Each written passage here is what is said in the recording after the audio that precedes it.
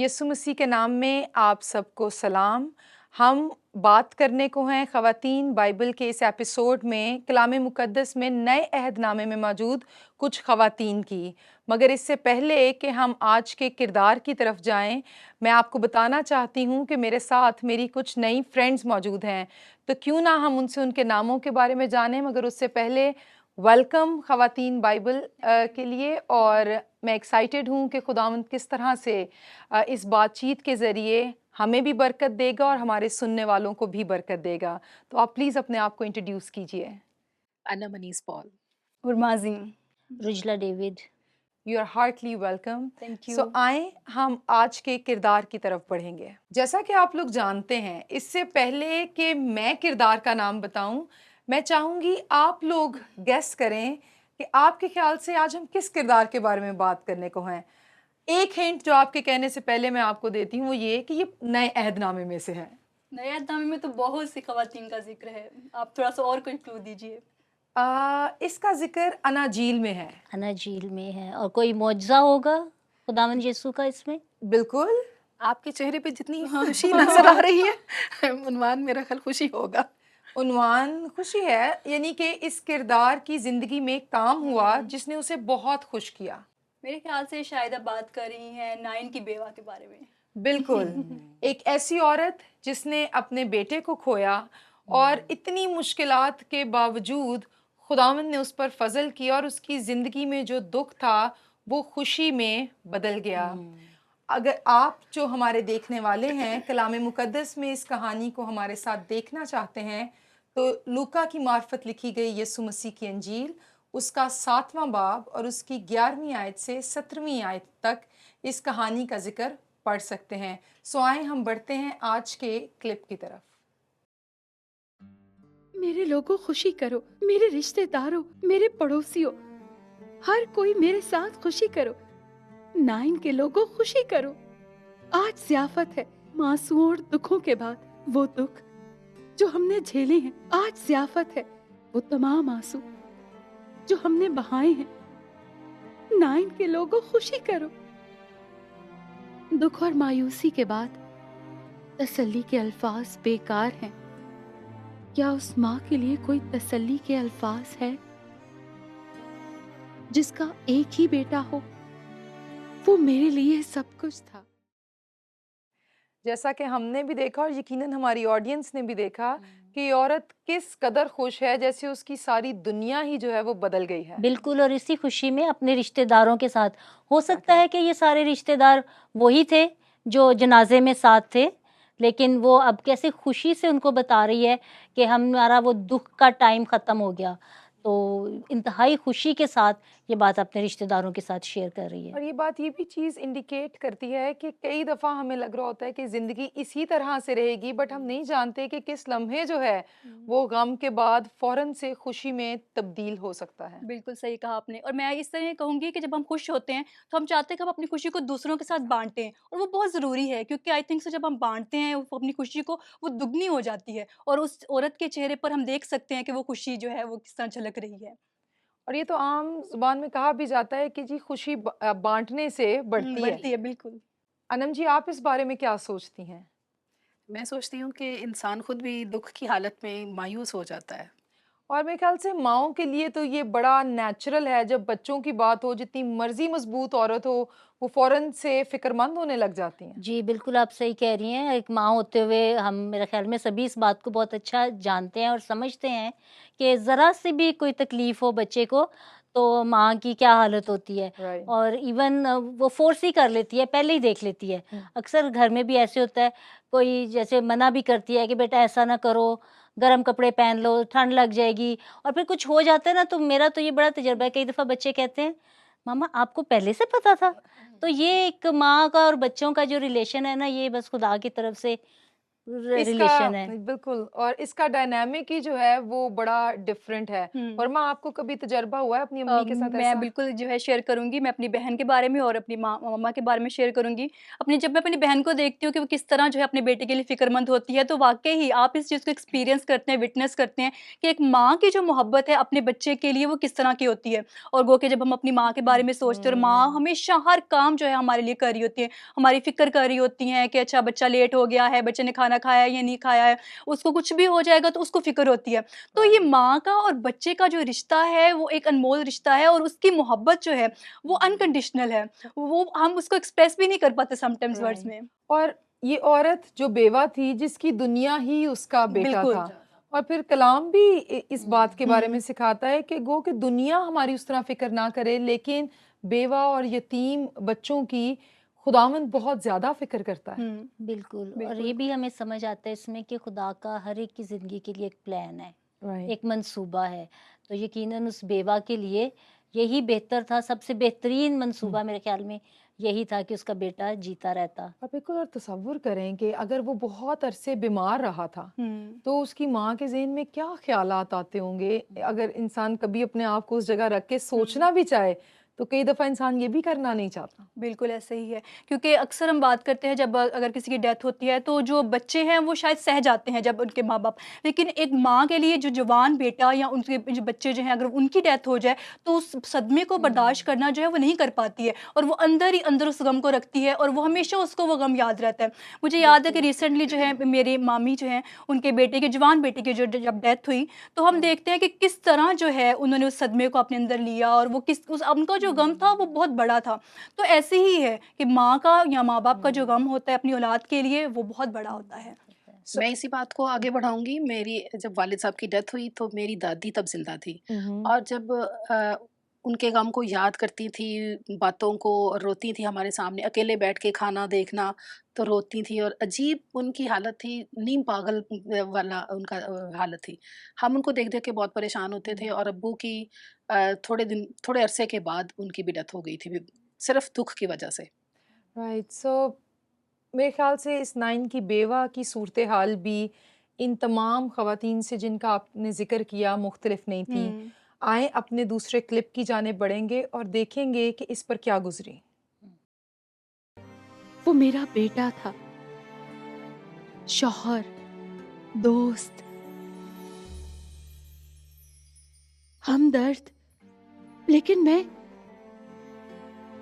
अचानक उसको नहीं ढूंढ सकती थी। मैंने उसे खो दिया। मौत ने उसे मुझसे छीन लिया। मौत जिसका कोई हल नहीं। अगर होता तो हम उसके आगे गुलामों की तरह घुटने टेकते, लेकिन आज मोहब्बत से भरा हुआ मुझसे मिलने आया। क्या एक्सप्रेशंस हैं, और उसको देखकर उसको सुनकर ही इंसान के दिल को कुछ होता है। वो कहती है मेरी मेरी हर चीज़ मेरा बेटा ही था। बिल्कुल, उसके लिए कायनात थी, पूरी दुनिया थी उसकी।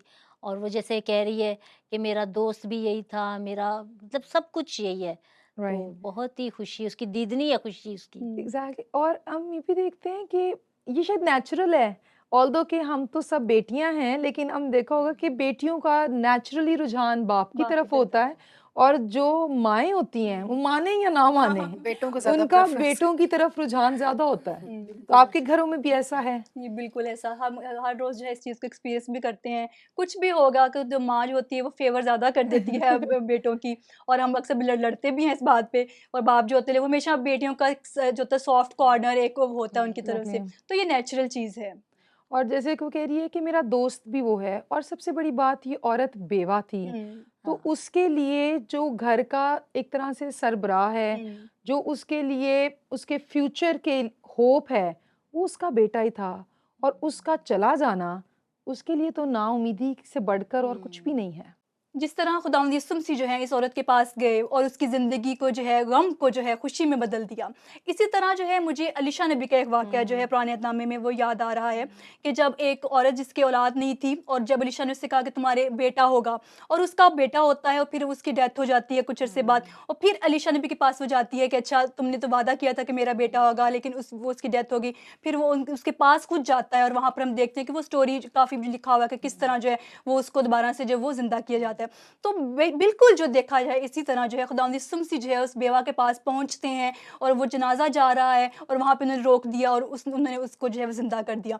तो बेसिकली वहाँ पर उसके गम को जो है उन्होंने खुशी में बदल दिया। और कई दफ़ा तो आपने कल्चरली खुद भी तजर्बा किया होगा कि अगर इस तरह का किसी के घर से जनाजा उठ रहा है या जनाजे पर लोग बैठे हैं, तो वो किस तरह तरस खा रहे होते हैं और कह रहे होते हैं कि इस बेचारी का तो कुछ भी नहीं रहा, पहले शौहर नहीं था, अब बेटा भी नहीं है, तो इसकी क्या ज़िंदगी है। बिल्कुल ऑलरेडी वो मायूसी में है और ऐसी बातें करके उसको और मायूसी के अंधेरे में डाल देते हैं। तो हम देखते हैं कि खुदावंद खुदा जब आपकी ज़िंदगी में आते हैं तो कैसे आपका गम जो है वो खुशी में बदल जाता है और हमें वाकई दुनियावी सहारों की तो ज़रूरत भी नहीं रहती है और होनी भी नहीं चाहिए। हम इससे यही सीखते हैं कि हमारा जो भरोसा ईमान जो है वो खुदावंद पर हो और वही हमारी मदद करता है। अनम, आपने कभी किसी जनाजे पर ऐसा तजर्बा किया है कि लोग बैठकर तरस खा रहे हों बजाय कि तसल्ली की बातें करें? मेरा ज़ाती तजर्बा तो ऐसा नहीं है, लेकिन मैंने देखा है कि लोग अक्सर ऐसे मौक़ों पर एक दूसरे को तसल्ली देने की बजाय उनका हौसला पस्त करते हैं और ऐसी अजीब बातें कर देते हैं जिससे मायूसी और ज़्यादा बढ़ जाती है। यहाँ तक इनसेंसिटिविटी है कि लोग कई दफ़ा ये भी कह देते हैं कि शायद किसी गुनाह की वजह से अगर जवान मौत हुई है तो ये किसी गुनाह के नतीजे में ही है, जबकि कलाम ऐसी कोई बात नहीं कहता। किसी का मर जाना इसका ये मतलब नहीं है कि खुदा ने उसके माँ बाप की गलती की सज़ा या उसके किसी गुनाह की सज़ा में उस नौजवान को ले लिया है।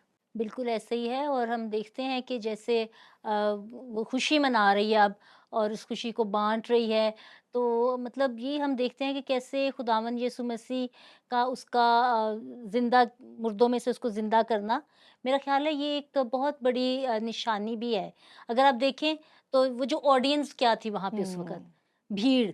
तो इतनी भीड़ में ये मौजज़ा करना, मैं समझती हूँ कि ये उस आने वाले वक़्त का एक अक्कासी कर रहा था कि कैसे अगर वो ये कुदरत रखता है यीशु, जो कि इस वक़्त दोनों पोज़ीशंस को ज़ाहिर कर रहा है। खुदावंद यीशु मसीह का इंसान होना और उनकी वो जो डिवाइन पावर है।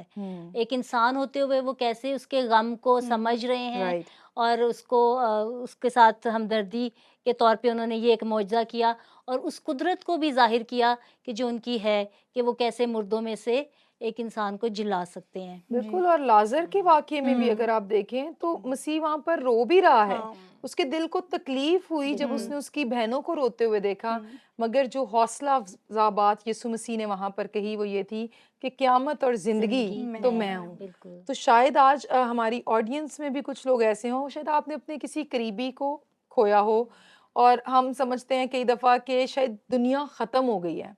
लेकिन मौत के बाद जो ज़िंदगी है, शायद वो मुर्दा इस वक़्त तो ज़िंदा नहीं हुआ, लेकिन जो मसीह में सो जाते हैं, उनके पास उम्मीद है कि वो ज़िंदा किए जाएँगे, क्योंकि क़यामत और ज़िंदगी तो दर हकीकत मसीह खुद है। बिल्कुल।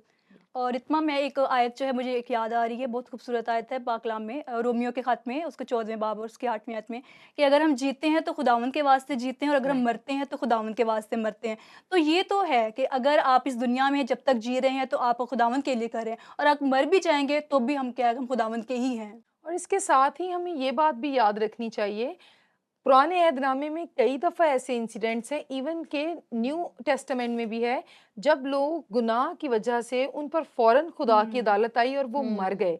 मगर इसका हरगिज़ ये मतलब नहीं है कि ये कोई अकीदा बन जाता है या डॉक्ट्रिन बन जाती है। अदरवाइज़ तो फिर हम सब ज़िंदगी जो है वो गुनाह में गुज़ारते हैं, तो उसके बाइस मर क्यों नहीं जाते? तो एक इंसिडेंट या ख़ास जो इंसिडेंट्स हैं कलाम मुक़द्दस में, वो तमाम तर लोगों पर उनका इतलाक़ नहीं होता है। तो और ये हरगिज़ इसका मतलब ये नहीं कि हम लोगों के जनाज़ों पर बैठकर या किसी के दुःख में बैठकर ये इस बात का तयन करें कि ये गुनाह के बाइस है, क्योंकि अदालत का इख्तियार सिर्फ खुदावंद के पास है। और आए इसी बात को सोचते हुए हम एक वक्फा लेते हैं।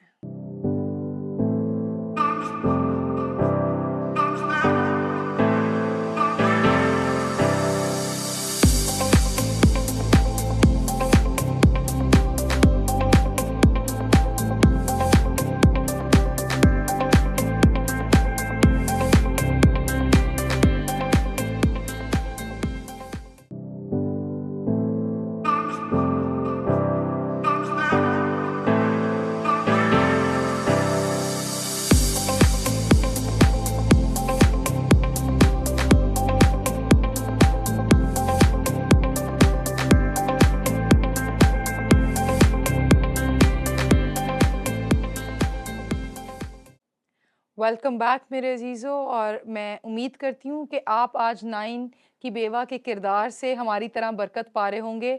आए बढ़ते हैं अपने आज के फाइनल क्लिप की तरफ। जिसके पास ताकत और हर चीज का इख्तियार था, उसने छुआ और मेरे बेटे को जिंदा कर दिया। एक मौजज़ा हुआ, मैंने अपना बेटा वापस पाया। जो मर गया था वो वापस आ गया है। एक मौजज़ा हुआ, ओह, वो वापस मेरी बाहों में था और जिंदा था। What a joy! उस औरत की ज़िंदगी बदल गई, उसके बेटे ने खुदा की कुदरत का तजर्बा किया। और मेरे ख्याल से जब हम अपनी नाउमीदी के बिल्कुल ऐन दरमियान में होते हैं तो खुदावंद अपनी ज़ात का तजर्बा हमें देता है। बिल्कुल ऐसे ही है। और इतना मैं ये कहूँगी, बाइबल में उसमें लिखा है ना कि जिसके पास बेटा है उसके पास ज़िंदगी है। तो अगर खुदावंद यीशु मसीह हमारी ज़िंदगी में है तो वाक़ई ही हम कहेंगे कि हम ज़िंदा हैं। और इस चीज़ को हम क्या करते हैं कि हम मौत को जब होती है तो उस वक़्त हमें कदर होती है कि अच्छा हम ज़िंदा हैं। लेकिन ज़िंदगी जो है ये खुदावंद की बहुत बड़ी ब्लेसिंग है, बहुत बड़ी नेमत है। और वो कहते हैं कि वो खुदा यीशु मसीह ने हमें ज़िंदा, यानी कि हमारे लिए, हमारी ज़िंदगी के लिए जो है उसने अपनी जान दी। तो इस ज़िंदगी को भी जो है हमें सेलिब्रेट करना चाहिए, कि बजाय ये कि हम क्या करते हैं अपनी ज़िंदगी को कोसते रहते हैं या कमियाँ निकालते हैं, प्रॉब्लम्स में होते हैं, हम गिर जाते हैं, हम लो फील करते हैं। लेकिन हर रोज़, हर वक़्त, हर जो है लम्हे जो है इस ज़िंदगी को भी हमें सेलिब्रेट करना चाहिए, क्योंकि ये खुदावंद की बहुत बड़ी नेमत है। तो मैं एक चीज़ डेली जो सुबह उठ के जब मैं करती हूँ तो ये मौजज़ा ही है कि खुदावंद आपको सुबह जो है उठने का मौका देता है, सुबह आपको ज़िंदगी बख्शता है। तो इस चीज़ को भी हमें जो है ना इसकी खुशी मनानी और एक चाहिए दिन है। मैं पढ़ी थी तो उसमें लिखा हुआ था कि समटाइम्स सबसे ज्यादा जो अंडररेटेड हुँ। बात है हम अपने घर खैरियत से वापस जी, जाने को बिल्कुल। और हर सुबह आंख खोलकर हुँ। जिंदगी गुजारने जी। को हम कुछ समझते नहीं हैं, बिल्कुल। हर चीज़ जबकि कई ऐसे लोग हैं जिनको ये मौका जिंदगी में नहीं मिलता है बिल्कुल हुँ। ऐसे ही। और वो नाउम्मीद हो जाते हैं और खुदा से मुआजिज़ा मांग रहे होते हैं। हुँ। इस औरत को बिन मांगे ये मुआजिज़ा हुँ। मिला है। और कई दफ़ा जब हमारे लिए खुदा वो मुआजिज़ा नहीं करता तो हम कड़वे हो जाते हैं। बिल्कुल ऐसे ही है रितमा, मैं समझती हूँ कि मुआवज़ा माँगे या ना, लेकिन इंसान मतलब मायूसी में ही इस कदर मायूसी की दलदल में गिर जाता है कि वो मुआवज़ा तो माँग रहा होता है, लेकिन शायद ईमान की मज़बूती नहीं होती। और मेरा ख़्याल है कि खुदावंद भी यही देखते हैं एक किसी की ईमान की मज़बूती कितनी है, में और हुआ। आपने कहा कि इसके लफ्ज़ी मानी, तो ये जो मिरेकल लफ्ज़ है इसके लफ्ज़ी मानी बेसिकली होता है टू पॉइंट आउट, हुँ। किसी की तरफ इशारा करना। तो जब मसीह ने ये मुआवज़ा किया है और इस बेवा के बेटे को ज़िंदगी दी है, और तो कलाम कहता है कि उसकी शोहरत सारे इलाके में फैल गई। हुँ। तो कई दफ़ा हम मुआवज़ा लेकर तो बैठ जाते हैं अपना, और हुँ। हम कभी दूसरों को नहीं बताते कि ये काम खुदा ने हमारे लिए किया है। आप क्या समझती हैं अनम? मैं समझती हूँ कि मुआवज़ा ही, एक मुआवज़े से आपकी ईमान में और ज़्यादा मज़बूती आती है। जैसे इस बेवा के ईमान में एक मायूसी से हुँ। खुशी मिली जब उसका बेटा ज़िंदा हो गया, जो सब कुछ उसका था।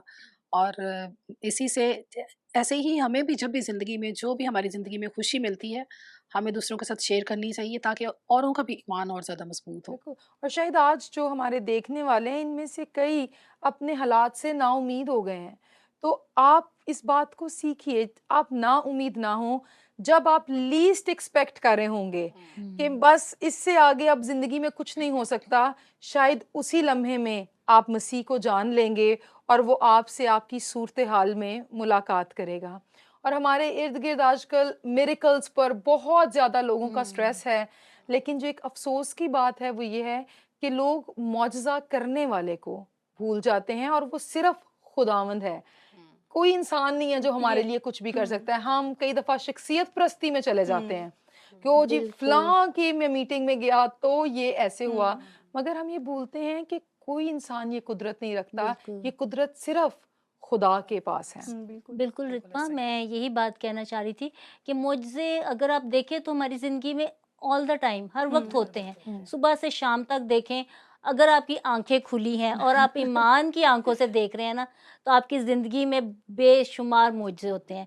बस हमें उनको देखने की ज़रूरत है, पहचानने की, और उसके नतीजे में खुदा को की गवाही दूसरों के साथ बाँटने की ज़रूरत है। उसको एक्नॉलेज करने की ज़रूरत है। ये जो आप बात कह रही थी ना कि सुबह उठते हैं तो बिल्कुल हमें तो एक-एक चीज़ के लिए शुक्रगुज़ारी करनी है और उस बात की गवाही देनी है। तो यही मुआज़ा है और हमारे ये लिए। भी याद रखना चाहिए कि ये कोई हमने शर्त नहीं लगाई हुई खुदा के साथ कि भाई मैंने दुआ की है तो मुझे इसका हाँ, जवाब वैसा ही चाहिए, ये मौजज़ा मेरी ज़िंदगी में होना ही चाहिए। आप खुदा को डिक्टेट नहीं कर सकते, बिल्कुल ऐसे ही क्योंकि है। हम अपनी अकल से नहीं जानते कि हमारे लिए क्या चीज़ अच्छी है। और शायद एक बड़ी सीखने की बात ये भी है, गो के मसीह ने इसको ज़िंदा किया, मसीह ने लाज़र को भी ज़िंदा किया, बिल्कुल, मगर आखिर को वो दोबारा मर गए, वो हमेशा बिल्कुल। ज़िंदा तो नहीं रहे। और जैसे हम ब्रेक पर बात कर रहे थे, ज़िंदगी में सबसे बड़ा मौजज़ा मसीह यस्सु को जानकर नए सिरे से पैदा पैदा पैदा होना, होना, बिल्कुल। ताकि जब हमारी ज़मीन पर आँखें बंद भी हो जाएँ, तो हमारी अब्दियत जो है वो यस्सु मसीह के वसीले से महफूज़ रहे। बिल्कुल, ये बड़ी खूबसूरत बात आपने की है। ये जो बॉर्न अगेन का एक कॉन्सेप्ट है, मेरे ख़्याल में हमें इस मुआज़े से इसको सीखने की ज़रूरत है कि देखें, एक दफ़ा तबई मौत हुई, उसके बाद वो ज़िंदा हुआ, और वो जो खुशी थी, उसकी माँ की और सबकी, और ख़ुद खुदावंद यीशु मसीह की भी, ज़ाहिर है इसीलिए ज़ाहिर बात उन्होंने है। ये मुआज़ा किया। तो इसी को हम अगर देखें, बॉर्न अगेन के साथ दोबारा नए सिरे से पैदा होना, तो ये हर इंसान के लिए कितना ज़रूरी है, और इस मुआज़े के लिए हर एक को तैयार हर वक़्त रहना चाहिए। बिल्कुल। और जिस्मानी शिफा ये सबसे बड़ा मुआवजा नहीं, हम समझते हैं जिस्म की शिफा बहुत बड़ा मुआवजा है। मेरे ख्याल से किसी शख्स का नए सिरे से पैदा होना, उसकी रूह को जो जिंदगी मिल जाती है, बिल्कुल, इससे बड़ा दूसरा कोई मुआवजा बिल्कुल। नहीं है। और इसीलिए कलाम कहता है कि जब तक हम नए सिरे से पैदा नहीं होते, हम खुदा की बादशाही का बादशाही को हिस्सा नहीं नहीं ले बन सकते, सकते। बिल्कुल ऐसे ही है। जी, जैसा रुजला ने अभी बोला कि हम जब मायूस हो जाते हैं तो हमारी उम्मीद ख़त्म हो जाती है और हमें समझ नहीं आती कि अब हम क्या करें। लेकिन जब वो हमारे काम या कोई बात हमारी जो रुकी होती है, जब वो पूरी हो जाती है तो उसकी हमारी खुशी की इंतहा नहीं होती और उससे हमें एक नया हौसला और हम्म जज़्बा मिलता है जिससे हम आगे बढ़ते हैं। बिल्कुल। और इससे मुझे हमारे घर के पास ही नेबर्स हैं, उनके हुँ, बेटे की स्टोरी याद आई। वो इस कदर, उनका एक ही बेटा है, इस हुँ, कदर वो बीमार हो गया वो नौजवान के वो वेंटिलेटर पर चला गया हुँ, और करीबुल मर्ग था। डॉक्टर्स ने जवाब दे दिया, उन्होंने कहा कि वेंट से तो लोग वापस ही नहीं आते हैं। हुँ, लेकिन उसकी माँ, उसकी बहनें, उसकी बीवी और उसकी तब 4 माह की बेटी थी, हुँ, उन लोगों ने इतनी दुआएं की और खुदावंद ने उनकी ज़िंदगी में मुआवज़ा किया। वो लड़का 2 महीने वेंट पर रहने के बाद हुँ, एक तरह से दोबारा ज़िंदा ही हो गया। हुँ, मगर उससे भी ज़्यादा खुशी की बात ये है कि जब ये मुआजिज़ा उसकी ज़िंदगी में हुआ, तो उसने यीशु मसीह को अपनी ज़िंदगी दी ओह! और अब वो अपनी ज़िंदगी की गवाही से लोगों को मसीह के बारे में बताता है कि मसीह मुर्दों को, जो कि एक दफ़ा मैं हुँ, था, उन्हें ज़िंदा करने की कुदरत रखता है। तो क्या ही अच्छी बात है कि जब हमारी ज़िंदगी में बड़े काम हों, जैसे कि इस नाइन की बेवा की ज़िंदगी में हुए, तो हम लोगों को उसके बारे में बताएँ जो हमारी ज़िंदगी में बड़े काम करता है। बिल्कुल सही कह रही हैं रितमा, लेकिन एक चीज़ का हमें बहुत ध्यान रखने की ज़रूरत है कि देखें, ये दुःख बीमारी तो हर हुँ, एक की ज़िंदगी में है। तो दुआ भी हम करते हैं और बहुत ईमान भी अपना शो करते हैं, और चाहते तो यही है कि हर हर कोई इस कैलेमिटी हुँ, में से बाहर निकल आए। लेकिन कई दफ़ा ऐसा होता भी नहीं है। That is true. तो ठीक है, तो उस वक़्त बड़े हमें ज़्यादा ईमान की मज़बूती चाहिए। इस ईमान के साथ हमें सोचना चाहिए कि इसमें यकीनन खुदा की बेहतरी है, खुदा की भलाई है, बिल्कुल। हर हाल में। जैसे अय्यूब की ज़िंदगी को हम देखते हैं कि वो हर हाल में शुक्रगुज़ार रहा, हुँ, हर हाल में उसने सब कुछ खो दिया, फिर भी शुक्रगुज़ारी उसकी ज़ुबान पर रही। तो हमें अपनी ज़िंदगी में भी, अगर हमें अपनी मन मुराद नहीं मिलती, फिर भी हमें शुक्रगुज़ारी में रहना है, तायब रहना है खुदावंद की मर्ज़ी में। और हकीकी खुशी भी यही है। क्योंकि खुशी का दारोमदार इस बात पर नहीं होता कि मेरी ज़िंदगी में क्या हो रहा है। जो खुशी खुदावंद की तरफ से मिलती है वो हालात से बालातर होती है। और एक ईमानदारी जो मसीह को जानता है वो ये कह सकता है कि खुदावंद तूने दिया, तूने लिया, तेरा ही नाम मुबारक है, और मेरी मर्जी नहीं तेरी मर्जी मेरी जिंदगी में पूरी हो। और इस नाइन की बेवा की खुशी अपनी जगह, और हमारी जिंदगियों में आज जब मसीह को हम जानते हैं तो ये हकीकी खुशी का वसीला है। मेरे अजीज़ों, अगर आज आपकी सूरत हाल इस नाइन की बेवा जैसी है जिसमें आप अपनी उम्मीद को खो बैठे हैं, या शायद आपके घर में कोई अजीज़ खुदावंद में सो गया है जिससे आपकी ज़िंदगी की उम्मीद जुड़ी हुई थी, तो मैं आपको हौसला देना चाहती हूँ, क्योंकि मुबारक हैं वो मुर्दे जो मसीह में सोते हैं, क्योंकि मसीह में हमारे पास हमेशा की ज़िंदगी की उम्मीद है। और सबसे बढ़कर किसी अजीज़ के चले जाने से ज़िंदगी नहीं रुकती। मसीह अगर आपके साथ है तो आपकी उम्मीद हमेशा ज़िंदा रहेगी, और जो ज़िंदगी मसीह देता है वो कभी ना ख़त्म होने वाली हमेशा की ज़िंदगी है। सो मज़बूत रहिए, खुदावंद में खुश रहिए, और नाउमीदी पर मसीह यस्सु के नाम में गालिब आइए। मैं आपके लिए दुआ करना चाहूँगी। मसीह यस्सु में हमारे आसमानी बाप, उस नाइन की बेवा की तरह तू हमारे दिल की कैफियत को जानता है। जब नाउमीदी के बादल हमें घेर लेते हैं तो तब तुझ में जो उम्मीद है वो नूर की मानद चमकती है। मैं अपने इन अजीज़ों के लिए दुआ करती हूँ, अगर वो इस तरह की सूरत हाल में हैं तो उनकी नाउमीदी तेरे फजल से खुशी में बदल जाए, और तू उनकी सूरत हाल में ऐन उस मुकाम पर उनको मिल और उनको ज़िंदगी दे। उनके दिल की मुरादों को अपनी मर्ज़ी के मुताबिक पूरा कर, और वो तुझ में खुशी के साथ ज़िंदगी गुजार सकें, और इन बातों के बारे में दूसरों को बताने वाले हों और तेरे नाम के गवाह ठहरें। हम तेरी शुक्रगुजारी करते हैं मसीह कि तू हमारे लिए अपने दिल में तरस रखता है और हमें कभी नहीं भूलता। यीशु मसीह नासरी के नाम में, आमीन।